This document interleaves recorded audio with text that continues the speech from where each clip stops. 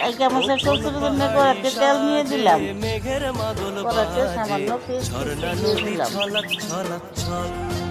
হালকাভাবে নেড়ে নিলাম, হলুদ মরিচ গুঁড়া দিয়ে দিচ্ছি, পরিমাণ মতো পানি, কটা কাঁচামরিচ দিয়ে দিচ্ছি, স্বাদ মতো লবণ, কাইকা মাছ দিয়ে দিচ্ছি, দিয়ে নাড়া দিয়ে ডেকে দিচ্ছি, আর একটু পরিমাণ মতো পানি দিয়ে দিলাম। এখন হতে থাকবে আমার কাইকা মাছের চচ্চড়ি।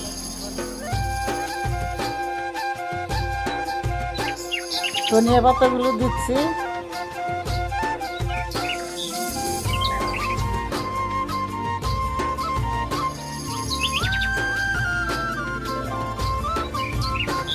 গরম ভাতের সাথে পরিবেশন করেছি। আপনারাও খেয়ে দেখবেন, কাইকা মাছের চচ্চড়ি খুব সুস্বাদু।